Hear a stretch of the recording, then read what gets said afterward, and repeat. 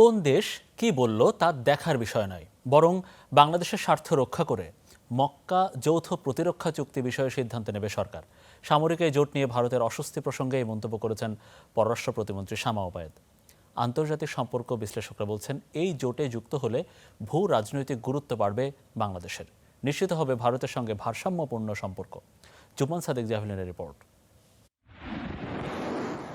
এক ইরান যুদ্ধ পাল্টে দিয়েছে গোটা দুনিয়ার সমীকরণ। পরাশক্তি যুক্তরাষ্ট্রের ছত্রছায়া এতদিন যে আশীর্বাদ ছিল, সেটি অভিশাপ হয়ে ধরা দিয়েছে মধ্যপ্রাচ্যে। মার্কিন অবকাঠামো লক্ষ্য করে ক্ষেপণাস্ত্র ছুড়েছে ইরান, যাতে লণ্ডভণ্ড হয়েছে মার্কিন ঘাঁটিগুলো। একই সঙ্গে হুমকিতে পড়েছে মধ্যপ্রাচ্যের মার্কিন মিত্রদেশগুলোর সার্বভৌমত্ব।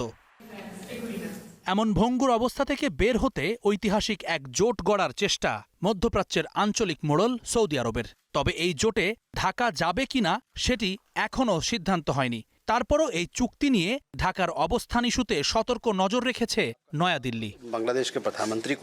মক্কা চুক্তি ইস্যুতে কোনো দেশের ইচ্ছা অনিচ্ছার ওপর নির্ভর করবে না বাংলাদেশ, এমন বার্তা দিয়েছেন পররাষ্ট্র প্রতিমন্ত্রী। তারা তাদের বক্তব্য দিতেই পারে, কিন্তু বাংলাদেশ যে কোনো মাল্টিল্যাটারাল বডিতে যুক্ত হওয়ার পূর্বে আমাদের প্রথমেই একটা বিবেচ্য বিষয় হবে যে আমাদের স্বার্থের কোনো ব্যাঘাত ঘটছে নাকি সেখানে।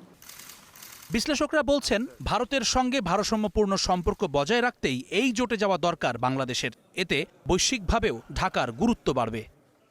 বাংলাদেশ যদি মক্কা চুক্তিতে অংশ নিতে পারে, তাহলে বাংলাদেশের ভূ রাজনৈতিক গুরুত্ব অনেক বেড়ে যাবে এবং বাংলাদেশের নিরাপত্তা প্রতিরক্ষা খাত অনেক বেশি উপকৃত হবে। কারো মন খারাপের দিকে তাকিয়ে চুক্তি সয়ে গড়িমসি না করার পরামর্শও দেন এই বিশ্লেষক।